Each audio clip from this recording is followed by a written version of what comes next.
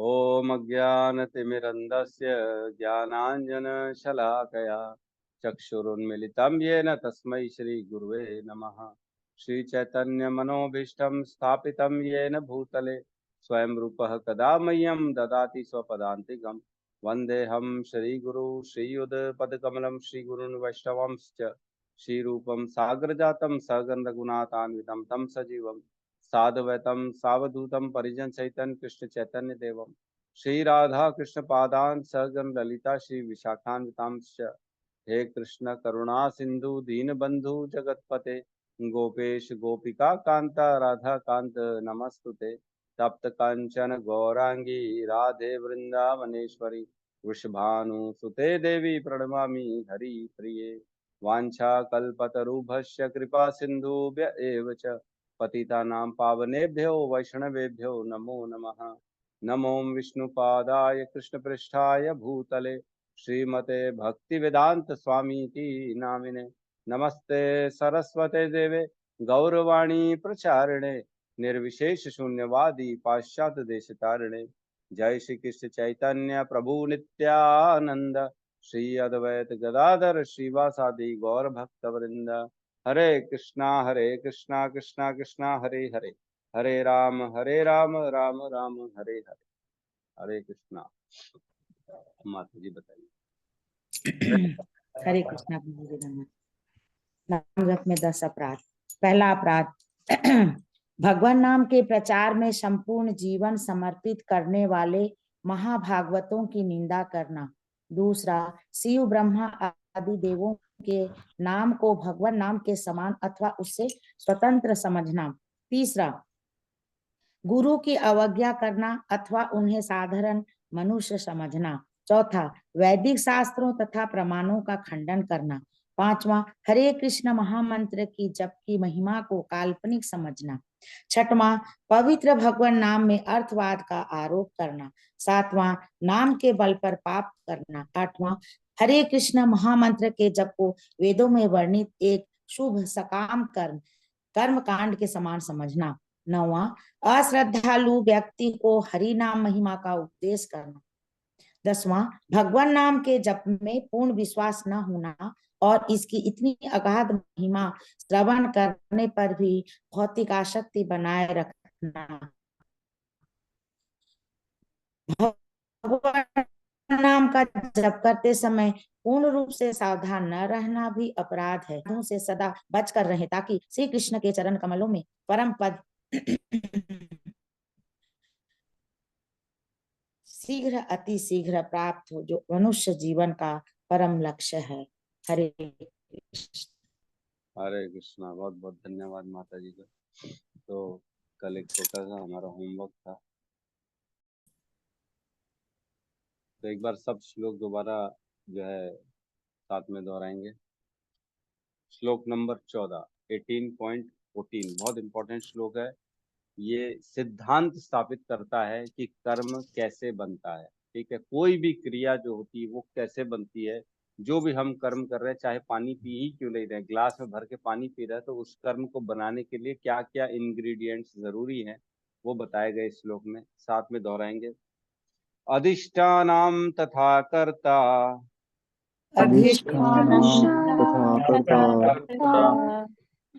करणं च पृथक विधम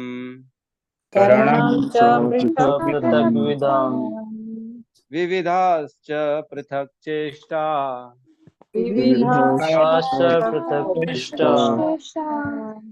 देवं चैवत्र पंचमम्।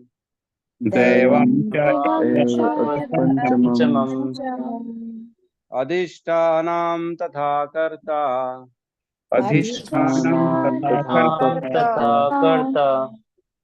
करणं च पृथक विधम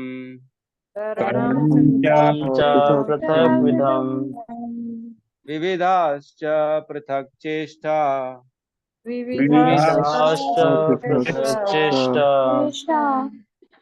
देवं चैवत्र पंचमम्।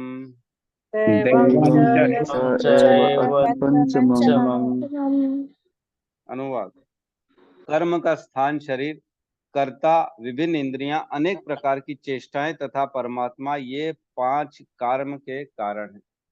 तो कल हम इसमें काफी चर्चा करी थी श्लोक में, है ना। अधिष्ठानाम मीन्स जो हम जिसमें जीवात्मा अधिष्ठित है, जिस स्थान में जीवात्मा कंट्रोलिंग पावर दिया गया है, जिस स्थान का जीवात्मा स्वामी है, अधिष्ठानाम, है ना। शरीर का स्वामी है ना, हमने तीसरे अध्याय में 13वें अध्याय में पढ़ा है। क्षेत्रज्ञ, क्षेत्र मीन्स वह किसान का खेत जिसमें किसान काम करता है, प्लेस ऑफ एक्शन जहाँ पे वो किसान काम करता है। क्षेत्रज्ञ उस स्वामी, उस खेत का स्वामी जो कि किसान होता है, अपने खेत का स्वामी होता है, उसमें जो चाहे वो कार्य कर सकता है वो। तो वैसे ही अधिष्ठानाम मीन्स ऐसी जगह जिसमें जीवात्मा को स्थापित कर दिया गया है और वहां पे कंट्रोल दिया गया उसको। शरीर बहुत ज्यादा जरूरी है कोई भी कार्य करने के लिए, है ना। कर्ता, हमने कल चर्चा करी, जीवात्मा, स्वयं आत्मा है। आत्मा भी एक प्रॉपर क्रिया करने के लिए बहुत जरूरी है। आत्मा नहीं होगी तो क्रिया बनेगी नहीं। क्रिया बनने के लिए जैसे हम देखते हैं, खिचड़ी बनानी है, खिचड़ी बनाने के लिए चावल चाहिए, दाल चाहिए, नमक चाहिए, चूल्हा चाहिए, चूल्हा भी चाहिए, कढ़ाई भी चाहिए, ये सब चाहिए, तब जाके वो खिचड़ी बनती है। एक भी स्थान नहीं रहेगा, एक भी सामान नहीं रहेगा तो खिचड़ी नहीं बनने वाली। तो वैसे कार्य जो है वो कार्य तभी बनेगा जब ये पांच चीजें जरूरी जरूरी रहेंगी वहां पर। और आगे कहते हैं कर्णम। कर्णम हमने कल चर्चा करी, इंद्रिया, विभिन्न प्रकार की इंद्रियां। भगवान को इंद्रियों का स्वामी कहा जाता है ना। ऋषिकेश, हमारी इंद्रियां तभी कार्य करती है जब भगवान की उसमें कृपा होती है ना। हम देखते हैं कि कई लोगों की इंद्रियां काम नहीं करती है। आंख काम नहीं कर रही है तो कैसे काम करेगा वो? क्या देख सकता है कोई? कोई वादी को देख सकता है? कोई ड्राइंग बना सकता है? कुछ नहीं कर सकता क्योंकि आंख आंख काम नहीं करेगी। तो इंद्रियां बहुत जरूरी है, मन बहुत जरूरी है। इंद्रियों का स्वामी मन भी इसमें आ जाता है। मन, कान, हाथ, आंख, है ना, त्वचा, ये सारी चीजें जरूरी है कोई भी कर्म को बनाने के लिए। कर्म की एक्चुअल में प्रेरणा हमको इंद्रियों से ही मिलती है ना। आज अगर किसी को जूस पीना है, आम खाना है, तो कहाँ से प्रेरणा मिली? हमारे को पहले के जो स्वाद हमारे को याद है ना, यार आम बहुत अच्छा होता है, यार आम चलो खाते हैं। तो कहाँ से प्रेरणा मिली? इंद्रियों से। पहले हमने किसी दिन खाया रहा होगा, उसका टेस्ट आज तक याद है, अब फिर से दोबारा इच्छा हुई, इंद्री के कारण। इंद्रियां प्रेरणा देती है कोई भी कार्य करने के लिए, किसी भी चीज से दूर रहने के लिए। अरे दूर रहो यार, उधर तो जो है गंदगी है, बहुत ज्यादा गंदगी है, बदबू आ रही, वहां नहीं जाना हमारे लिए। तो क्यों नहीं जाना? क्योंकि वहां पे बदबू है। बदबू कैसे पता पड़ा? इंद्रियों से। इंद्री नहीं रहेगी, नाक नहीं रहेगा तो पता ही नहीं पड़ेगा और वो कार्य नहीं हो पाएगा। कार्य करने के लिए बहुत जरूरी है। विविध पृथक विधम मीन्स अलग अलग तरह की, विविध प्रकार की जो इंद्रियां हैं उनके बारे में यह है। कर्णम च पृथक विधम, ये इंद्रियां अलग अलग बहुत सारी हैं, इसके विविध कार्य हैं, उनके कारण ये कार्य बनते हैं। फिर कहते हैं विविधाश्च पृथक चेष्टा। विविध, अलग, अनेक अनेक प्रकार के हमारे अंदर जो चेष्टा होती हैं उसके बारे में बात चल रही। तो कल हम चेष्टा में चर्चा कर रहे थे। चेष्टा का मतलब प्रयास नहीं होता, है ना, क्योंकि प्रयास तो खुद एक कार्य हो जाता है। कल हमने चर्चा करी थी। तो स्वयं जब हम कोई कार्य के संपन्न होने के लिए 5 कारण बता रहे हैं, तो उसमें 5 कारणों में स्वयं कार्य कैसे संभव है? चेष्टा मीन्स अपना प्रयास, कार्य करने का प्रयास, कार्य करते हैं हम, उसको कहते हैं चेष्टा। जो जनरल एक ग्रॉस लैंग्वेज होती है, जो आसान भाषा में कहा जाता है, चेष्टा मीन्स प्रयास करना। तो प्रयास करना मीन्स मतलब स्वयं कर्म करना। अगर हमको पानी पीना है तो हम प्रयास कर रहे हैं गिलास उठाने की, पानी भरने की और पानी पीने की। तो ये तो खुद कार्य है। खुद कार्य, खुद कार्य कैसे बन सकता है? कार्य के 5 कारणों का कारण समझ पा रहे हैं ना। जैसे खिचड़ी बनानी है ना, खिचड़ी बनाने के इंग्रेडिएंट्स जो हैं अलग अलग है। चावल, दाल, जो है नमक, पानी। खिचड़ी बनाने का इंग्रेडिएंट खिचड़ी स्वयं थोड़ी हो सकती है। वैसी कार्य के 5 कारण में स्वयं कार्य कैसे उसका 5 कारणों में से एक हो सकता है ना? समझ रहे हैं ना? चेष्टा मीन्स प्रयास नहीं है। चेष्टा मीन्स प्रयास करने की इच्छा है ना? इच्छा, इच्छा के द्वारा भगवान हमारे बॉडी को एक्टिवेट करते हैं और हमारी उस इच्छा के कारण हमारे शरीर को कार्य में लगाया जाता है। क्या सबकी जो इच्छा होती है वो कर पाते हैं? नहीं कर पाते। सब हमारे हाथ में नहीं है। हम चाहते हैं, हर आदमी चाहता है मैं बड़ा आदमी बन जाऊं, मैं एक दिन में बहुत सारे काम कर लूं, मेरे ये काम हो जाए वो काम हो जाए, लेकिन नहीं हो सकता क्योंकि हमारे हाथ में नहीं। हम सिर्फ इच्छा करते हैं, उस इच्छा को एनालाइज करते हैं प्रभु, उसको देखते हैं कि क्या इसको स्वीकृतियां इतनी करने की हैं, क्या इतना इसके लिए अभी देना इसके प्रारब्ध के अनुसार उचित है। अगर वो है उचित तो भगवान उस क्रिया को करवाते हैं शरीर से और प्रकृति को आदेश देते हैं। भगवान कहते हैं मया अध्यक्षेण प्रकृति सूयते सचराचरम हेतु नान कौंतुए जगत विपरीत वर्तते। ये पूरा जगत जो है ना, ये सब जो है कार्य कर रहा है, ये मेरे अध्यक्षता में प्रकृति के द्वारा कार्य कर रहा है। मया अध्यक्षेण प्रकृति सूयते सचराचरम। सब चीज प्रकृति, हमने पहले भी चर्चा करी, प्रकृति मतलब पूरी जड़ प्रकृति नहीं होती है।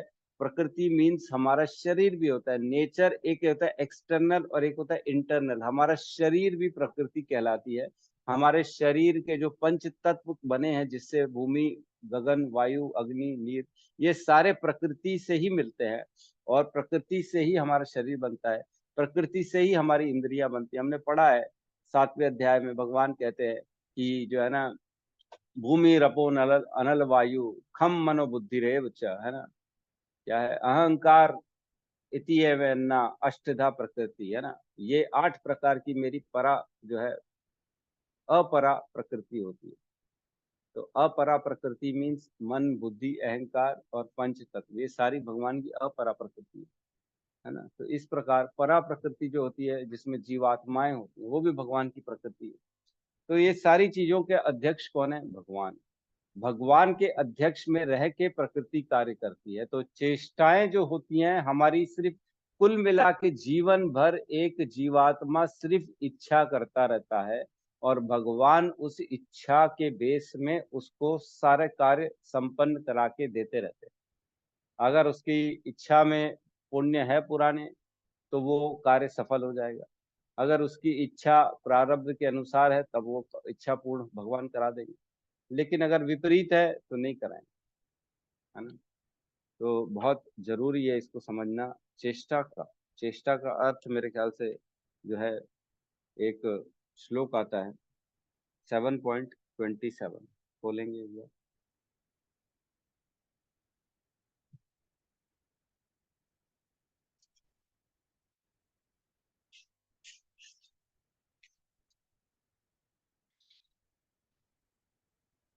7.27, पेज नंबर 297। इसमें कहते हैं इच्छा द्वेष समुत्थेन द्वंद्व मोहेन भारत सर्वभूतानि सम्मोहम सर्गे यान्ति परंतपः। मतलब, हे भरतवंशी, हे शत्रु विजेता, समस्त जीव जन्म लेकर इच्छा तथा घृणा से उत्पन्न द्वंद्वों से मोहग्रस्त होकर मोह को प्राप्त होता है। मतलब, इच्छा के कारण ही मनुष्य का जीवन है। इच्छा है, इसीलिए उसको जन्म मिल रहा है दोबारा। आज इच्छा करेंगे कि मेरे को हवा में उड़ना है, मेरे को नहीं रहना है इस लोक में, इस संसार में सब लोग बदमाश है, अब मैं हवा में उड़ना चाह रहा हूँ चिड़िया की तरह, तो अगला जीवन चिड़िया का मिल जाएगा, है ना। एक व्यक्ति की बहुत इच्छा है मैं सिर्फ नॉनवेज ही नॉनवेज खाऊं, मांस ही मांस भक्षण करूं पूरा जीवन, मेरे को नहीं पसंद है वेज, तो अगला शरीर उसको शेर का मिल जाएगा, कुत्ते का मिल जाएगा, जिसमें आराम से भक्षण कर सकता है नॉनवेज का। किसी की इच्छा है कि वस्त्र में कम से कम पहनूं, अपने इस जो है शरीर को दिखाऊं सबको, कम से कम वस्त्र पहनूं, तो अगला जीवन उसको पेड़ का मिल जाएगा। खड़े रहो सबके सामने नग्न अवस्था में, कोई बात नहीं, तुम्हारी इच्छा थी ना ये करने की, करो। इस प्रकार हमारी इच्छा ही हमारे उत्पत्ति का कारण है। इच्छा रह जाएगी तो दोबारा संसार में आना पड़ जाएगा। इच्छा रहेगी तो जो जो इच्छा रही हुई है उस सारी इच्छा की पूर्ति के लिए भगवान व्यवस्था करेंगे, और हमारी सोचो चेतना को, हमारे को अविद्या का परत चढ़ा देंगे कि तूने इच्छा करी थी ना, अब तू उस इच्छा की मैं पूर्ति कराऊंगा। इसलिए सब बुला देंगे और सिर्फ वो इच्छा की सामग्री को याद दिलाएंगे और हमारे को वो पूर्ति कराएंगे भगवान। बहुत करुणामय है भगवान। हमारी सिर्फ इच्छा की पूर्ति के लिए पूरा ब्रह्मांड रच दिया, 84 लाख योनियां बना डाली सिर्फ हमारी इच्छा की पूर्ति के लिए। तो हमारी इच्छा जो है ना, ये इस संसार में फंसने का कारण। इच्छा से हमारी, भगवान हमारे शरीर में एक प्राण, 5 प्रकार के प्राण होते हैं, वैसे तो 9 होते हैं, लेकिन मुख्य 5 प्राण होते हैं। उन प्राणों को एक्टिवेट करते हैं और उन प्राणों से शक्ति जाती है, पूरे संचार होती है हमारे शरीर में शक्ति, और उस शक्ति से हम वो कार्य कर सकते हैं। और इतनी जल्दी होता है, इतनी जल्दी होता है कि हमको पता नहीं पड़ता, उसको हमको लगता है हम ही कर रहे हैं, लेकिन ऐसा नहीं। अंदर बैठा हुआ एक ऑपरेटर है, जैसे जेसीबी के अंदर एक बैठा ऑपरेटर होता है ना, वो ऐसे ऐसे लीवर हिलाता है, फटाफट जेसीबी खोदता है, मिट्टी डालता है ट्रक में, इधर जाता है उधर जाता है, जल्दी जल्दी करता है। वैसे ही हमारे अंदर, हमारे हृदय में बैठे परमात्मा है ना। ईश्वर सर्वभूतानाम हृदय देशे अर्जुन तिष्ठति भ्राम्यन सर्वभूतानि यंत्राणुनि मारा माया, है ना। इस यंत्र के अंदर जो है ना, भ्रम, माया के द्वारा भ्रमित किया जा रहा है हमारे को। कौन, क्या? भगवान बैठे, ईश्वर सर्वभूतानाम हृदय, हृदय में बैठे हैं भगवान, और इस यंत्र के द्वारा हमको भ्रम में, माया में बस घुमाया जा रहा है। जो माया को जीतना चाहता है उसको भगवान की शरण में जाना पड़ेगा। माया जो है ना, फंसा के रखती है। माया का अर्थ यह है जो नहीं है। माया मतलब जो नहीं, जो नहीं है उसका भान होना कि ये है मेरा है, ये तो मेरा बच्चा है, ये तो मेरा पुत्र है, ये तो मेरा घर है, ये तो मेरा शरीर है, ये तो मेरे संबंधी हैं, ये तो मेरे मित्र है। कोई नहीं है, कोई नहीं है, ये खाली माया का प्रकोप है। आज जो तुम्हें अपना लगता है वो कल तुम्हारा दुश्मन बन जाएगा, और आज जो दुश्मन है वो कल तुम्हारा मित्र बन जाएगा। आज जो तुम्हें लगता है मेरी संपत्ति है वो कल किसी और की हो जाएगी। आज जो मेरा है वो कल किसी और का। आज देखो ना, कौन ऐसा व्यक्ति है, कौन ऐसी, कौन सी संपत्ति है जिसको अनंत काल से हम बोल सकते कि ये इसी की है? कोई संपत्ति नहीं। इस गए सुंदर गोपाल प्रभु जी ने एक बहुत अच्छा एग्जाम्पल दिया था। जिस प्रकार ट्रेन का बर्थ होता है ना, कलकत्ता से रायपुर तक आपका बर्थ है, तो सिर्फ कलकत्ता से रायपुर तक ही बर्थ रहेगा। रायपुर से एक स्टेशन भी आगे बैठोगे ना उस बर्थ में, तो आपको भगा दिया जाएगा, निकलो यहाँ से, ये हमारी बर्थ है। दूसरा व्यक्ति आएगा, बोलेगा ये हमारी बर्थ है, तुम कैसे बैठे हो हमारी बर्थ पे? वैसी है संपत्ति, रिश्ते, जहां तक लिखे हैं बस वहीं तक हमारे हैं, उससे एक दिन आगे नहीं चलने वाले। दूसरा आदमी खड़ा हो जाएगा, निकलो यहाँ से, तुम कहाँ से हो गए हमारे, तुम कहाँ? तो बेसिकली इच्छा, इच्छा में पूरा जगत चल रहा है। बहुत इच्छा हमें सोच के करनी चाहिए, कुछ भी इच्छाएं नहीं करनी चाहिए। ठीक है, तो चेष्टा देवम चये वत्र पंचमम। तो देवम, यहाँ पे भगवान की बात चल रही है। स्वयं भगवान परमात्मा के रूप में जो बैठे हैं देवम। तो हमने देखा 18.61 में तो भगवान बता ही रहे हैं। और श्लोक है 13.23, जिसमें कहते हैं भगवान उपदृष्टा अनुमंता च भर्ता भोक्ता महेश्वर परमात्मा इति च उपयुक्तो देहे देहे अस्मिन पुरुष परम। ये परम पुरुष है जो सबके देह के अंदर स्थित है, और उसका कार्य है उपदृष्टा और अनुमंता। वो देखता है ऊपर से और अनुमति प्रदान करते रहते, सैंक्शन दे दो, ले लो, बंद कर दो, इसकी शरीर में 2 अंग को फ्लॉप कर दो, बंद कर दो, 2 अंग अब इसके काम नहीं करेंगे, आज से अनुमति दे रहे हैं। जैसे हम लोग जाते हैं ना राजकीय किसी ऑफिस में, अनुमति प्रदान करते हैं। हिज ग्रेस हमारे रोहिणी नंदन प्रभु जानते हैं, हर मकान बनाने के लिए इनको पहले परमिशन लेनी पड़ती है। मकान का नक्शा बताते हैं, ऐसा ऐसा बनेगा मकान, तो नक्शे का परमिशन मिलता है, हाँ ठीक है बना सकते हो, लेटर आता है, तब बेचारे कार्य करते, तब मकान बनता है। वैसे ही हमारा शरीर में भी परमिशन मिलती है हर बार प्रकृति को, प्रकृति तुम अभी इसके शरीर को सुचारू चलाते रहो, तो सुचारू चलता रहता है। फिर किसी दिन प्रकृति को परमिशन मिलती है अब इसका हाजमा खराब कर दो, तो अगले दिन से उसको प्रॉब्लम चालू, किसी को कॉन्स्टिपेशन हो गई, किसी को लूज मोशन हो गई। फिर प्रभु बैठे हृदय में, अब इसके कानों को खराब करो, तो अगले दिन से कान में सुनाई कम देगा, बोले अरे क्या बोल रहे हो, सुनाई नहीं दे रहा, क्या बोल रहे हो। फिर आएगा, अब इसका आंख का खराब होने का समय आ गया, तो प्रभु ने आज आदेश दिया, तो प्रकृति उसकी आंख को कम कर देगी, रोशनी दिखेगी नहीं, गायब, दिखना बंद। तो इस प्रकार से तो बेसिकली 5 कारणों में से एक कारण जो है देवम, वो मुख्य कारण, और जो बाकी 4 कारण हैं वो मुख्य नहीं है, वो गौड़ कारण। गौर, गौर मीन्स सेकेंडरी रीजन, और मुख्य मीन्स प्राइमरी रीजन। किसी भी कार्य को करने के लिए प्राइमरी रीजन तो परमात्मा है, सेकेंडरी रीजन है अधिष्ठानाम जो कि शरीर है, कारणम जो कि इंद्रियां हैं, कर्ता जो कि जीव है, और जो है क्या बोलते हैं चेष्टाएं, ये जो कि हमारी इच्छाएं, ये गौड़ है कारण, लेकिन मुख्य कारण परमात्मा। तो एक बार युधिष्ठिर और द्रौपदी में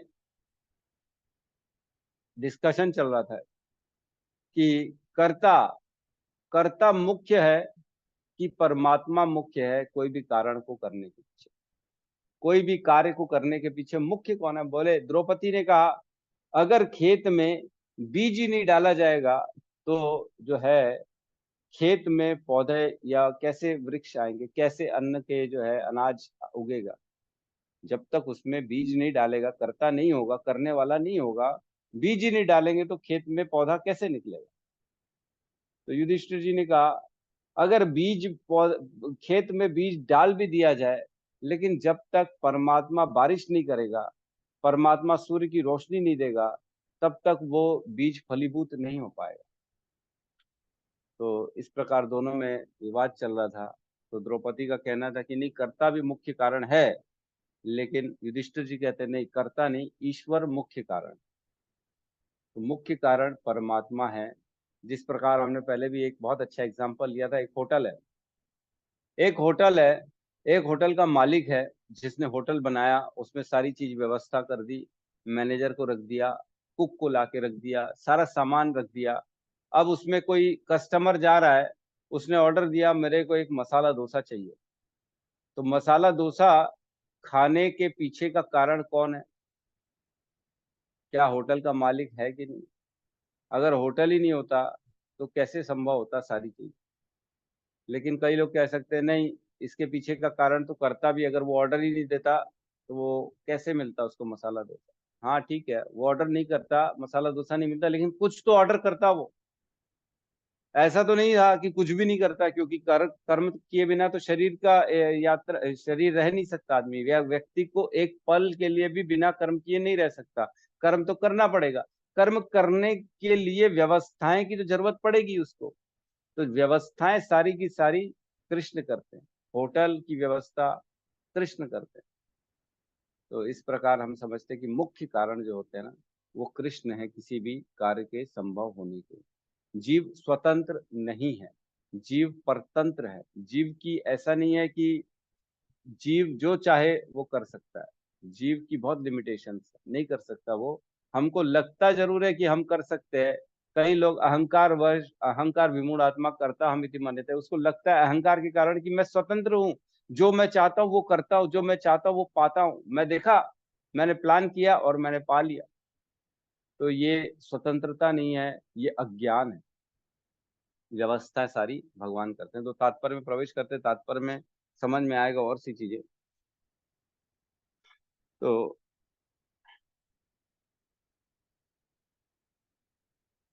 तात्पर्य बाय शील प्रभुपाद की जय। अधिष्ठानाम शब्द शरीर के लिए आया है। शरीर के भीतर आत्मा कर्म करता है, जिससे कर्म फल होता है, अतः अतएव यह कर्ता कहलाता है। ठीक है, हमने चर्चा कर ली है इसमें।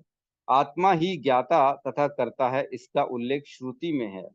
एष ही दृष्टा सृष्टा, प्रश्न उपनिषद 4.9। मतलब कि ये ही देखने वाला है और करने वाला है। एष ही दृष्टा सृष्टा मीन्स यही देखने वाला है और करने वाला है, जीव। वेदांत सूत्र में भी ज्ञो अत एव 2.3.18, ज्ञो अत एव, इसका मतलब है कि जीव ही जो है ना नॉलेज जानने वाला है, जीव जो है वो जानता है। तथा कर्ता शास्त्र अर्थ तत्वात्, मीन्स श्लोकों से इसकी पुष्टि होती है। तो कर्ता शास्त्र अर्थव तत्वात्, इसका मतलब क्या होता है कि जीव ही करता है, ना कि प्रकृति, क्योंकि इसके द्वारा शास्त्र की प्रासंगिकता होती है। मतलब कि जो शास्त्र का उद्देश्य है, अगर कई लोग प्रश्न करते हैं नहीं नहीं सब कुछ प्रकृति करती है, जीव कुछ नहीं करता, लोग कहते हैं ना भगवान के बिना तो पत्ता भी नहीं हिल सकता, भगवान की इच्छा होगी तो कार्य होगा, नहीं तो नहीं होगा, ये लोग कहते हैं। तो इसका मतलब ये हो गया कि जीव जो है वो पूर्ण रूप से कठपुतली है भगवान के हाथ की, जैसा भगवान नचाना चाहते हैं वैसा नचाते हैं। तो फिर तो जीव के इच्छा का तो कोई बात ही नहीं है, जीव की बुद्धि की तो कोई बात ही नहीं है, वो तो कठपुतली है भगवान के हाथ की। उसको जो भगवान चाहेंगे वही करेगा। अगर भगवान चाहेंगे वो चोरी करे तो वो चोरी करेगा, भगवान चाहेंगे वो मर्डर करे तो मर्डर करेगा। मतलब जो भगवान चाह रहे हैं वही कर रहा है जीव। शायद मतलब इस जगत में जो खराब लोग हैं, जो चोरी डकैती रेप ये सब कर रहे हैं, वो क्या भगवान की इच्छा से कर रहे हैं? क्या हमारी इच्छा की कोई वैल्यू नहीं? क्या जीव स्वतंत्र नहीं है? कई लोग कह सकते हैं, कई लोग कहते हैं ना प्रकृति, ये जो कहते हैं लोग भगवान की इच्छा के बिना पत्ता भी नहीं हिलता। तो मतलब जो मर्डर हुआ, जो रेप हुआ, जो चोरी हुई, वो भगवान ने करवाई? क्या जीव जड़ वस्तु है कि चेतन वस्तु है? तो भगवान ये क्यों कह रहे हैं शास्त्रों में कि यह शास्त्र विधि उत्सृज्य वर्तते काम कारत न सिद्धिम आपनोति न सुखम न पराम गति। जो शास्त्र के विरुद्ध कार्य करता है उसको न सिद्धि मिलती है, न उच्च गति मिलती है, न सुख मिलता है, न पराम गति मिलती है। तो भगवान ऐसे क्यों बोलते हैं? अगर जड़ वस्तु है, भगवान के इशारों से ही उसको कार्य करना है, तो भगवान किसी से 2 माला कराएंगे, किसी से 16 माला करेंगे? ऐसा क्यों कराएंगे? भगवान सबसे 64 माला कराएंगे। तो हमें समझना चाहिए कि ऐसा नहीं है कि जो भगवान चाहता है वही होता है। भगवान ने व्यवस्था की है। अब प्रकृति के अनुसार मनुष्य भी कर्ता में एक कारण बनता है। जीवात्मा की इच्छा, जीवात्मा की बुद्धि और जीवात्मा का विवेक, ये भी कार्य कराता है। नहीं तो शास्त्रों का उद्देश्य खत्म हो जाता ना। शास्त्र लिखते ही क्यों? अगर सब चीज पत्ता भी भगवान की इच्छा से हिल रहा है तो शास्त्र लिखते ही क्यों भगवान? हर चीज पहले से डिसाइडेड है, कौन क्या करेगा, कैसे मरेगा, क्या करेगा, क्या नहीं करेगा, ये पहले से डिसाइड है। फिर तो बात ही खत्म है। आदमी का विवेक, आदमी की बुद्धि, ये सब खत्म है। फिर तो इसका कोई औचित्य नहीं। तो ऐसा नहीं है। यहाँ कह रहे हैं शास्त्रों का उद्देश्य है, मनुष्यों की स्वतंत्रता है, जीवात्मा अपनी इच्छा के अनुसार कार्य करता है, जीवात्मा अपना अच्छा बुरा खुद करता है ना? अगर ऐसे होता तो जेल क्यों होती, सजाएं क्यों होती, जज क्यों बनते? पहले से ही मालूम था, अरे ये तो चोरी करेगा, ये तो भगवान ने पहले से ही डिसाइडेड था, इसलिए हम इसको क्या मतलब सुधारने की कोई जरूरत ही नहीं। वो तो प्रभु जो चाहते वही होता है, इसलिए छोड़ दो। जेल की जरूरत नहीं होती, कैदी की जरूरत नहीं होती, जेलर की जरूरत नहीं होती, इस सारे सिस्टम की जरूरत नहीं पड़ती अगर सब चीज भगवान की इच्छा से होता। ऐसा नहीं है। हर चीज भगवान अपनी इच्छा से व्यक्ति करता है। जीवात्मा पे बस स्वतंत्रता होती है और वो अपनी स्वतंत्रता का उपयोग करके अपना अच्छा और बुरा का चुनाव कर सकता है और अपने जीवन को अच्छी दिशा में या खराब दिशा में ले जा सकता है। इसीलिए शास्त्र लिखे गए भगवान ने कि पढ़ो, समझो और कार्य करो।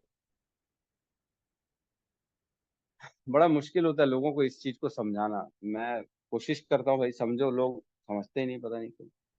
मतलब भौतिक लोग जो संसार में बैठे हैं लोग, नॉनवेज नहीं खाओ बोलूंगा, अरे बोलेगा अभी तो हमारा समय नहीं आया है, जब प्रभु चाहेंगे तब हमारा छूट जाएगा। अरे साहब, तुम खाने की इच्छा तुम कर रहे हो और बोलते हो प्रभु छुड़वा देंगे।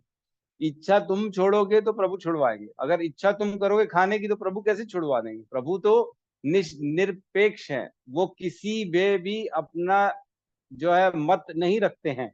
हम चाह रहे हैं तो भगवान हाँ कर देते हैं, हम नहीं चाह रहे तो भी भगवान हाँ कर देते हैं। उनको कोई लेना देना नहीं है हमने इच्छा अच्छी करी कि बुरी करी। भगवान ने बस ये देखी इसने मेरा बच्चे ने इच्छा करी, मैं इसको पूरी कर दूंगा, बस बात खत्म। ठीक है, आगे कहते हैं कर्म के उपकरण इंद्रियां और आत्मा इन्हीं इंद्रियों के द्वारा विभिन्न कर्म करती है। ठीक है, हमने पढ़ लिया। प्रत्येक कर्म के लिए पृथक चेष्टा होती है, लेकिन सारे कार्यकलाप परमात्मा की इच्छा पर निर्भर करते हैं, जो प्रत्येक हृदय में मित्र रूप में आसीन है। तो कोई कह सकता है भगवान तो भगवान ही तो ज्ञान देते, भगवान ही तो याद दिलाते ना। सर्वस्य चाम हृदय सन्निविष्टो मत स्मृति ज्ञानम अपोहनम च। मैं ही सबके हृदय में बैठा हूँ, सबको याद दिलाता हूँ, ज्ञान उत्पन्न कराता हूँ, भुला देता हूँ। तो वो क्या भुला देते हैं? जो हमने इच्छा करी थी ना, उस इच्छा पूर्ति के लिए जो रोड़े बीच में आते हैं। जैसे हम पिछले जन्म में इच्छा करी थी कि मैं बहुत ज्यादा, मुझे नाम चाहिए, मैं भोगना चाहता हूँ। तो इस जीवन में अगर हमारी वो इच्छा स्वीकृति हो गई, तो भगवान हमारे अंदर अविद्या डाल देंगे कि मैं भोग सकूं। हमारे अंदर ये ज्ञान डाल देंगे कि तू भोग सकता है, तू सब चीज कर सकता है। तो जो भुलाने की, जो भुला देंगे ना, वो इसलिए भुलाएंगे ताकि हम अपनी इच्छा पूर्ति कर सकें। जो हमने पहले इच्छा करी थी उसकी पूर्ति के लिए ही भगवान ये सब कार्य करते हैं। देखो कितना करुणा है भगवान की। तो प्रत्येक हृदय में मित्र रूप में आसीन है, परमेश्वर परम कारण है। अतएव जो इन परिस्थितियों में अंतर्यामी परमात्मा के निर्देशन के अंतर्गत कृष्ण भावनामय होकर कर्म करता है, वह किसी कर्म से बद्धता नहीं है। जो पूर्ण कृष्ण भावनामय है, वे अंततः अपने कर्मों के लिए उत्तरदायी नहीं होते। सब कुछ परम इच्छा परमात्मा भगवान पर निर्भर है। तो ये बहुत इंपॉर्टेंट पैराग्राफ है कि कर्म के बंधन से छुटकारा क्यों मिलता है। जो भगवान के लिए कार्य करते हैं वो इसलिए क्योंकि वो जानते हैं कि मुख्यतः सबसे इंपॉर्टेंट कर्म के पीछे का कारण भगवान है। तो मैं भगवान को समर्पित करूं, कार्य मेरे द्वारा नहीं किया जा रहा है, ये भगवान के द्वारा किया जा रहा है ना। मेरे सारे कार्य भगवान को अर्पण मैं नहीं करता। क्यों? क्योंकि मुख्य कारण भगवान। जो ये भावना से कार्य करता है तो वो अपने कर्म के बंधन से मुक्त हो जाता है। तो बहुत इंपॉर्टेंट है ये। अगर हम इसको समझ जाएंगे कि 5 कारण कैसे कार्य करते हैं, तो हम इजीली इजीली डेली हर कार्य को भगवान को समर्पित करते हुए कर सकते हैं। जिस प्रकार एक बैंक का कैशियर होता है ना, उसको लाखों रुपए से कोई लेना देना नहीं, आ रहा है, गिन रहा है, रख रहा है, वापस दे रहा है। कोई वो अपना आसक्ति नहीं डालता उसमें कि ये लाखों रुपए मेरे हैं, मेरे हाथ में आ रहे हैं, मेरे अंडर में आ रहे हैं, ऐसा नहीं। वो जानता है ये तो बैंक के पैसे हैं, मेरा तो आखिरी में, जो महीने के आखिरी में 10,000 15,000 मेरे को मिलेगा वही मेरा है। वैसे ही व्यक्ति को दिन भर कार्य करना चाहिए कि ये सारे कार्य मेरे नहीं है, ये प्रभु के कार्य हैं। मेरा कार्य तो वही है जो 16 माला मैं करता हूँ, बस मेरा कार्य और कुछ नहीं। उसमें प्रभु की जो करुणा होगी मुझे दे देंगे, बाकी मेरा कुछ नहीं है ना। अपने आप को स्वामित्व की भावना से परे रखना चाहिए, है ना। अपने आप को द्वेष, इन सब चीजों से, सम दुख सुख, सारी तरह सभी सभी लोगों के साथ समान रूप से जो है ना दृष्टि डालनी चाहिए। ठीक है, तो ये श्लोक को यहाँ पे हम क्लोज करते हैं। तो मैं कुछ कर्मों के ना श्लोक निकाल के रखा हूँ। वो अनेक अनेक उपनिषदों से हैं, पुराणों से हैं। तो मैं ऐसी, मैंने सोचा ये भी चर्चा कर लिया जाए, जब कर्म की बात चली है तो कर्म के और गहरे गूढ़ रहस्य को हम समझ सकें कि कर्म क्या होता है, कैसे काम करता है। तो एक श्लोक आता है पद्म पुराण का, मैं अनुवाद पढ़ रहा हूँ, श्लोक नहीं पढ़ रहा। इसमें कहते हैं, जिस तरह हजारों गायों के बीच में विद्यमान अपनी मां को बछड़ा खोज लेता है, पुण्य तथा पाप उसी तरह कर्म भी अपने करने वाले का ही अनुगमन करते। मतलब जो भौतिक इंसान है, जो पुण्य और पाप करता है, वो पुण्य और पाप का कर्म उसको ढूंढ ही लेता है, वह उसको आके इफेक्ट देता ही है। जिस प्रकार हजारों हजारों गायों में बछड़ा अपने माँ के पास ही जाता है उसको दूध पीने के लिए, और किसी के पास नहीं जाता बछड़ा। उसी प्रकार जो हमने कर्म किया होगा अनेक अनेक जन्मों में, वह कर्म आके हमको ढूंढ के इस जन्म में वो हमको सुख दुख के द्वारा वो पाप और पुण्य देगा ही देगा, फलीभूत करेगा ही करेगा, है ना।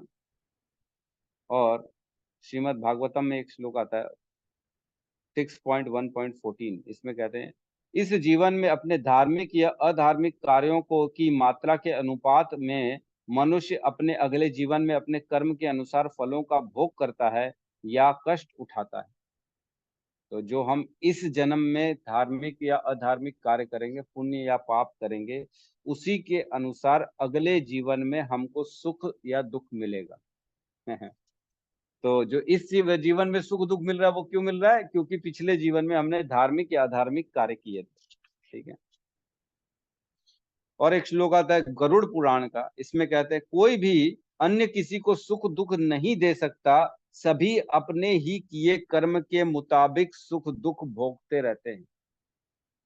कई लोगों का होता है ना, उंगली उठाया, इसके कारण मेरे जीवन में दुख आया, इसके कारण, उसके कारण, तूने मेरा जीवन तबाह कर दिया, तेरे कारण मेरा जीवन ऐसा हो।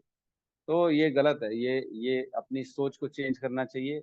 हमारे जीवन में सुख दुख हमारे कर्म ही देते हैं और कोई नहीं देता। कोई किसी में शक्ति नहीं है कि किसी को सुख दुख दे सके, सिर्फ और सिर्फ उसके कर्म उसको सुख दुख देते हैं। ये तो माध्यम है, कोई माध्यम बन जाता है कि इसके कारण सुख दुख आया, लेकिन उसमें इतना सामर्थ्य नहीं है। ठीक है।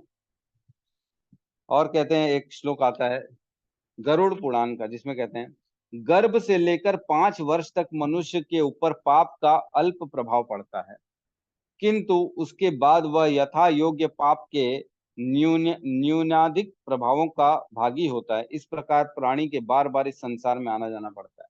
मतलब 5 साल तक के व्यक्ति के द्वारा कार्य किया गया है तो उसका कोई कर्म का प्रभाव नहीं पड़ता है, क्योंकि बच्चा अबोध होता है, बच्चे को कोई ज्ञान नहीं रहता। 5 साल के बाद अगर वो कोई भी कार्य किया तो उसका पूरा का पूरा उसको फल भोगना पड़ता है। ठीक है। और कहते हैं एक पद्म पुराण का श्लोक है, जीव अपने कर्म के द्वारा ही देवत्व, मनुष्यत्व, पशुत्व, पक्षित्व, तरत्वत्व तथा स्थावर तत्व को प्राप्त करता है। जीव ने जैसा कर्म किया उसी के अनुसार वह फल भोगता है। अपने से ही जीव सुख करता है, अपने से ही दुख भोगता है। तो जैसा कर्म करेंगे वैसा शरीर मिलेगा बेसिकली। और एक ब्रह्म वैवर्त पुराण का श्लोक आता है, इसमें कहते हैं कर्म से लोग धनवान होते हैं और अपने कर्म के कारण ही दीन होते हैं।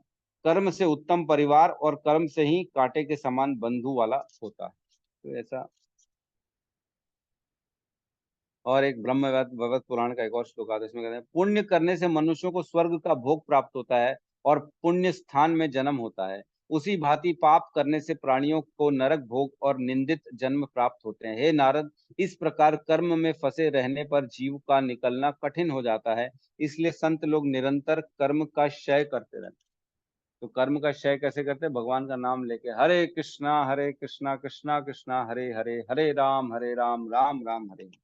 ये करने से हमारे कर्म के क्षय होते चले जाएंगे, हम कर्म के बंधन से छूटते चले जाएंगे। ठीक है।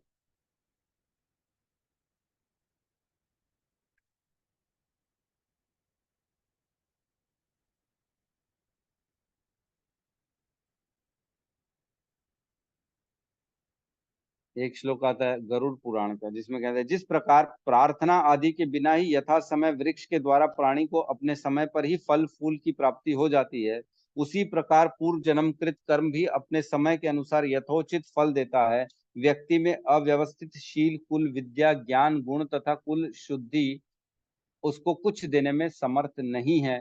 पूर्व जन्मकृत तप से प्राप्त हुआ उसका भाग्य ही समय के अनुसार वृक्ष की भांति उसे फल देता है। जैसे एक वृक्ष को बताया नहीं जाता कि तेरे को फल कब देना है, वो जब सही समय आता है फल दे देता है। उसी प्रकार हमारे कर्म भी सही समय में आके हमको फल दे देते हैं, चाहे अच्छा चाहे बुरा, है ना। कोई अच्छा कुल, अच्छा ज्ञान, अच्छा जन्म, ये कोई कारण नहीं है अच्छे फल के, है ना।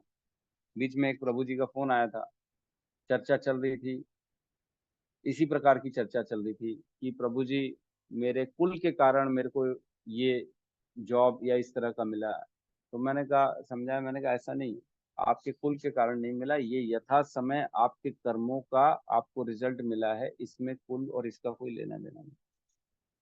तो हम एक्चुअल में जितना समझेंगे बारीकियों को, उतना हम जो है कर्म को समझ पाएंगे। तो एक ये बहुत ब्रह्म वैवर्त पुराण का अच्छा बड़ा जो है ना 15 श्लोकों का लगभग अनुवाद है, तो मैं एक साथ ये पढ़ रहा हूँ, इसको समझिएगा, सुनिएगा। उनमें से मानव ही कर्म का जनक होता है, मतलब अनेक योनियों में से मानव ही कर्म का जनक होता है, अर्थात मनुष्य योनि में ही शुभाशुभ कर्म किए जाते हैं, जिनका फल सर्वत्र स्वर्गों तथा नरकों में भी भोगना पड़ता है। है ना। सिर्फ एक ही योनि है मनुष्य योनि जिसमें कर्म बनता है और उसको फिर भोगना पड़ता है। विशेषतः मानव ही सब योनियों में कर्मों का फल भोगते हैं और सभी योनियों में भटकते हैं। वे पूर्व जन्म का किया हुआ शुभ अशुभ कर्म भोगते हैं। शुभ कर्म के प्रभाव से वे स्वर्ग लोक में जाते हैं और अशुभ कर्म से उन्हें नरक में भटकना पड़ता है। कर्म का निर्मूलन हो जाने पर मुक्ति होती है। कर्म का निर्मूलन हो जाने पर मुक्ति होती है, मतलब ऐसा समय जिस समय आपके पास अब कोई भी कर्म का बंधन नहीं है, उस समय मुक्ति होगी। और वो कब होगा? जितना जितना भगवान का नाम लेंगे उतने उतने हम कर्म के फलों को काटते हैं। जितना जितना नाम लेंगे कर्म के फल कटेंगे और हम कर्म को निर्मूलन कर देंगे, तब हम भगवान के भगवत धाम जाने के लिए एलिजिबल बन पाएंगे, है ना। हे पतिव्रते, मुक्ति दो प्रकार की बताई गई है, एक निर्वाण रूपा और दूसरी परमात्मा श्री कृष्ण की सेवा रूपा। बुरे कर्म से प्राणी रोगी होता है और शुभ कर्म से निरोगी होता है। तो जिसको जीवन में रोग चाहिए वो बुरे कर्म करे, जिसको निरोगी बनना है उसको जरूरी है कि वो भक्ति करे, है ना। लिखा है क्लियर, मैं नहीं बता रहा हूँ। बुरे कर्म से प्राणी रोगी होता है और शुभ कर्म से निरोगी होता है। वह अपने शुभाशुभ कर्म के अनुसार दीर्घ जीवी, अल्प आयु, सुखी एवं दुखी होता है। कुत्सित कर्म से ही प्राणी अंगहीन, अंधे, बहरे आदि होते हैं। क्लियर लिखा है, कोई अंधा, बहरा और अपंग क्यों है? क्योंकि वो गंदे कर्म किया। कुत्सित कर्म से ही प्राणी अंगहीन, अंधे, बहरे आदि होते हैं। उत्तम कर्म के फल स्वरूप सिद्धि आदि की प्राप्ति होती है। इस प्रकार मैंने सामान्य कर्म फल बता दिए, अब विशेष बात सुनो जिसे पुराणों और श्रुतियों में अत्यंत दुर्लभ बताया गया। सभी जातियों के लिए भारत में मनुष्य का जन्म पाना परम दुर्लभ है ना। भारत में जन्म पाना सबसे दुर्लभ चीज है। हे साध्वी, उन सब जातियों में ब्राह्मण श्रेष्ठ है जो सभी कर्मों के लिए प्रशस्त कहे गए हैं। मतलब भारत में जन्म मिल जाना, उसके बाद ब्राह्मण कुल में मिलना, ये और ज्यादा दुर्लभ है। भारत में विष्णु भक्त द्विज सबसे श्रेष्ठ है। इनसे भी श्रेष्ठ कौन है? जो विष्णु के भक्त हैं। निष्काम और सकाम भेद से वैष्णव दो प्रकार के थे। तो वैष्णव भी दो प्रकार के होते हैं, एक निष्काम होते हैं और एक सकाम होते हैं। सकाम वैष्णव कर्म प्रधान होते हैं और निष्काम भक्त केवल सकाम कर्म में बिलीव करते हैं और निष्काम भगवान में बिलीव करते हैं। सकाम वैष्णव कर्मों का फल भोगता है और निष्काम वैष्णव वैष्णव शुभाशुभ भोगों के उपद्रव से दूर रहता है। तो निष्काम वैष्णव भक्त जो होता है वो अपने सारे कार्य भगवान को अर्पित कर देते हैं, इसलिए वो निष्काम हो जाता है। वह निष्काम देह त्यागने पर निरामय विष्णु लोक को प्राप्त करता है और निष्काम होने के नाते उसका यह पुनः आगमन नहीं होता।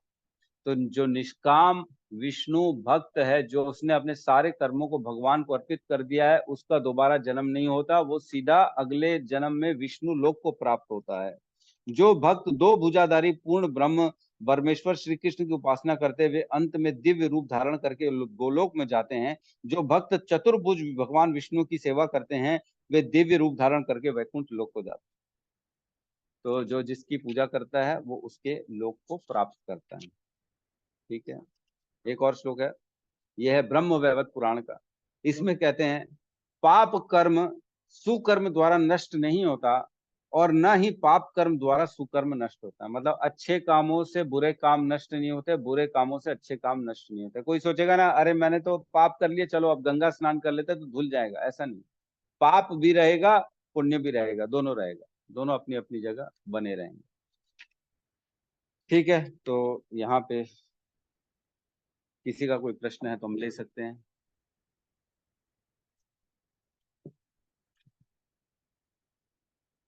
बहुत सारी गूढ़ बातें हमने कर्मों के बारे में आज जानी कि कर्म किस प्रकार कार्य करता है। यस रघुनाथ दास जी, कहिए आप। हरे कृष्णा बाबू जी, दंडवत प्रणाम।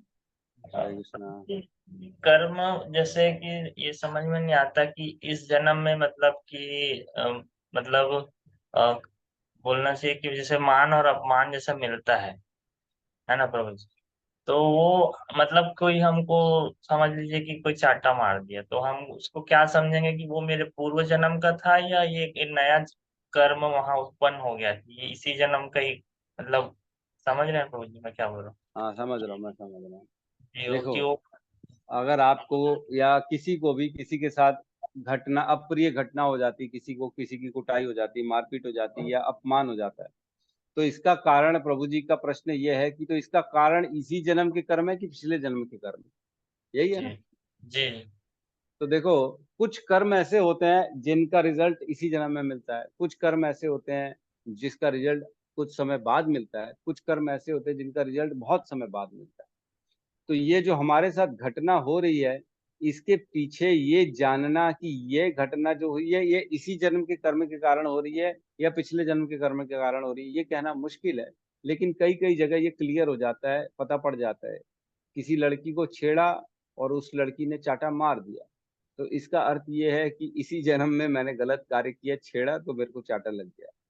लेकिन अकारण मैंने कुछ गलत किया ही नहीं, मैं तो चुपचाप बैठा था, बगल वाले ने छेड़ा और उसने गलती से मुझे समझा कि इसने छेड़ा और मार दिया मुझे, तब ये समझना चाहिए कि ये शायद पिछले जन्म का मेरा कर्म है ना। तो ये कोई बहुत ज्यादा समझने की जरूरत नहीं है कि ये कर्म, ये दुख सुख, ये तकलीफ मेरे साथ जो हो रही है इस जन्म की है कि पिछले जन्म की है। लेकिन ये समझना है कि जो भी हो रहा है वो मेरे कर्म के कारण ही हो रहा है, शायद मैंने इस जन्म में किया या पिछले जन्मों में मैंने जो कर्म किया उसी के कारण हो रहा है, ये समझना चाहिए। बाकी इसकी गहराई में जाने से क्या मिलना है, जो चीज होनी है वो तो हो के रहेगी। प्रभु जी, जैसे कि इस पे बाकी क्रिया जैसे होता है, मतलब मैं प्रतिक्रिया करूंगा, तो मैं या प्रतिक्रिया करूं या ना करूं, अगर दोनों में मतलब एक बंधन नहीं होगा कि मैं उसका देखो, प्रतिक्रिया। अब ये प्रश्न, बहुत अच्छा प्रश्न पूछा प्रभु जी ने कि मेरे को, मैं एक्शन कब लूं, है ना। सपोज करो कोई घटना घट रही है, तो उसको क्या मैं प्रारब्ध समझ के छोड़ दूं कि यार मेरे साथ तो ये होना था इसलिए अब मैं नहीं करता। लेकिन क्या उसमें विवेकवान व्यक्ति बन के उसमें प्रतिक्रिया करूं? नहीं, गलत हो रहा है तो मेरे को उसके ऊपर हैंड रेस करना चाहिए, प्रोटेस्ट तो करना चाहिए ना, गलत हो रहा है हमारे साथ। तो इसका आंसर ये है कि यस, मनुष्य को धर्म का साथ देना चाहिए। अगर अधर्म हो रहा है तो बिल्कुल प्रोटेस्ट करना चाहिए, खड़े होना चाहिए, उसके खिलाफ जाना चाहिए, युद्ध करना चाहिए, लड़ाई करनी चाहिए, मारपीट करनी चाहिए अगर अधर्म हो रहा है। लेकिन जिसमें हमारे हित की बात चल रही, इंद्रिय तृप्ति, ओहो, मेरे को तो अच्छी सीट मिलनी चाहिए थी, ये कैसे आ गया, इसको दो चाटे मारता हूँ भगाता हूँ, मेरे को तो अच्छी सीट मिलेगी। तो ये अपनी खुशी के लिए, अपने अपने भौतिक सुख के लिए प्रतिक्रिया करना गलत है। लेकिन आध्यात्मिक उन्नति के लिए, भगवान के लिए प्रतिक्रिया करना जरूरी है। अधर्म के खिलाफ जाना चाहिए और जो है बाकी चीजों में हमको प्रोटेस्ट नहीं करना चाहिए, जहां हमारा पर्सनल, हमारा हित छुपा हो उसके लिए नहीं करना चाहिए। ठीक है प्रभु जी। जी जी प्रभु, हरे कृष्ण। हरे कृष्ण। ये सोनिका माता जी कहिए। हरे कृष्णा प्रभु जी। प्रभु हाँ जी, जी, हाँ। मुझे 5 प्रकार की जो मुक्ति है ना, उसमें थोड़ा सा कंफ्यूजन होता है, वो मुझे समझना है अच्छे से। जैसे सारूप्य है, उसमें भगवान का रूप मिलता है ना, सालोक्य में भगवान का धाम मिलता है। मतलब थोड़ा सा मुझे कंफ्यूजन हो रहा है इन सभी मुक्तियों में, एक बार आप इसको डिफरेंशिएट करेंगे? मैं अभी तो आपको इन शॉर्ट में बता दे रहा हूँ, लेकिन आप जी चाहें तो ये प्रश्न हिज ग्रेस प्रशांत मुकुंद प्रभु से भी पूछ सकते हैं, तो जी तो भी ठीक लगेगा। ठीक है, मैं अभी इन शॉर्ट में आपको बता दे रहा हूँ। इन शॉर्ट में सारूप्य मीन्स भगवान का सेम रूप मिलता है। सालोक्य मीन्स सेम भगवान के जैसा लोक प्राप्त होता है, जैसे ध्रुव लोक भगवान ने बना के दिया उसको। सामीप्य मीन्स भगवान के निकट रहने की जो है ना आशीर्वाद मिलता है कि भगवान के साथ हम उठेंगे बैठेंगे उनके दोस्त सखा के हिसाब से। आज सायुज्य, सायुज्य जो होता है ना वो ब्रह्म में लीन कहलाता है। जो ब्रह्म लीन कहते हैं ना, भगवान की जो है, जो शक्ति है, भगवान का प्रकाश है, भगवान के बस खाली तेज में लीन होना, इसको कहते हैं सायुज्य। और एक होती है शास्त्रीय मुक्ति। शास्त्रीय में भगवान के जैसा ऐश्वर्य प्राप्त होता है। तो सायुज्य को हम मुक्ति मानते ही नहीं है बेसिकली, हमारे जो है ना ब्रह्म गौड़ संप्रदाय है इसको हम मुक्ति मानते ही नहीं। ठीक है, ये प्रभु जो जी, है भगवान। यही मुझे कंफ्यूजन यहाँ पे होता है कि सामीप्य में हमें भगवान के निकट रहने को मिलता है ना, और सालोक्य में भी तो वही है, सालोक्य में भी नहीं भगवान का नहीं, धाम है। सालोक्य में निकट कैसे रहते हैं? ध्रुव महाराज का लोक अलग है, भगवान का लोक अलग है। ध्रुव महाराज अपने लोक के स्वामी हैं, उनका अपना लोक चल रहा है, वहां पे उनके सेवक है, भगवान के जैसे सेवक हैं। समझ और में आ रहा है? जी सालोक के मीन्स जैसे भगवान का लोक है वैसे एक अलग लोक भगवान ने बना के दिया और उसके अधिष्ठाता तुम हो गए। भगवान नहीं है वहां पे स्वामी, वहां पे तुम स्वामी हो। लेकिन सानिध्य में भगवान के निकट रहते, वहां पे स्वामी भगवान है। भगवान की सेवा करोगे, भगवान के साथ रहोगे, भगवान के साथ उठोगे बैठोगे। लेकिन समझ गए? सारूप्य और सामीप्य में फिर क्या डिफरेंस हुआ? सारूप्य में भगवान का रूप मिलेगा सारूप्य तो भगवान के साथ ही रहेंगे। नहीं नहीं, उसमें भी फर्क है। जैसे हमने देखा अजामिल के केस में भगवान के रूप वाले 3 विष्णु दूत आए थे उसको लेने के लिए, है ना।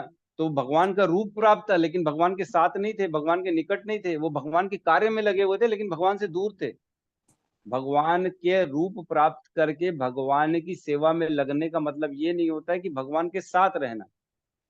वो भगवान से दूर रहते हैं लेकिन भगवान की सेवा ही करते हैं और भगवान का रूप प्राप्त होता है उनको। ठीक है, जी प्रभु जी, धन्यवाद। धन्यवाद। ठीक है, बहुत बहुत धन्यवाद सबका। तो मैंने फिर से अनाउंस कर दे रहा हूँ, 16, 17, 18 3 दिन मैं क्लास नहीं ले पाऊंगा। गौतम प्रभु और हिज ग्रेस रोहिणी नंदन प्रभु जो हैं हमारे क्लास लेंगे, रिवीजन कराएंगे वो लोग। हो सकता है 18वें अध्याय का करा लें या 17 का, या जो इनको ऐसा लगे कि अच्छा जो है रिवीजन कराने के लिए है वो करा सकते हैं। 15 तारीख को हिज ग्रेस प्रशांत मुकुंद प्रभु क्लास लेंगे। हिज होलीनेस गोपाल कृष्ण गोस्वामी महाराज की ग्लोरिफिकेशन होगी। तो इसके लिए कोशिश करें सबको ज़्यादा से ज़्यादा लोगों को प्रचार करें और सबको आने के लिए कहें, अटेंड करने के लिए कहें, वीडियो ऑन करने के लिए कहें। ठीक है, बाकी रही कल की बात, कल की क्लास जैसी हमारी कंटिन्यू होती हमारी कंटिन्यू रहेगी। ठीक है, उसके बाद 19 से 23 तक मैं क्लास लूंगा। फिर 23 को मैं बाहर जा रहा हूँ, बताया था मैंने 15 दिन के लिए मैं बाहर जाऊंगा। 23 से मतलब 24 से क्लास नहीं ले पाऊंगा मैं, और 24 से लेके 10 जून तक क्लास नहीं ले पाऊंगा। तो इसकी हम रूपरेखा 19, 20, 21 के आसपास तय कर लेंगे कि क्या होगी, कैसे चलेगा। ठीक है, आप लोग सब विचार कर लीजिएगा, अपना अपना सजेशन दे दीजिएगा तो हम डिसाइड कर लेंगे। ठीक है, तो यहाँ पे हम आज अपनी क्लास को क्लोज करते, सब मिलके हरे कृष्ण महामंत्र का जाप कर लेते। हरे कृष्णा हरे कृष्णा कृष्णा कृष्णा कृष्णा हरे हरे हरे राम हरे राम राम हरे हरे हरे। सभी भक्त सभी वृंद की भक्त वृंद जय। की जय जगत गुरु शील जगद्गुरु श्रील प्रभुपाद की प्रभुपाद जय। की जय जय। निताई गौर प्रेमानंदे। जय ब्रह्मानंद। हरि हरि हरि हरि बोल। हरि बोल। हरि बोल। हरि हरि हरि। हरि हरि बोल।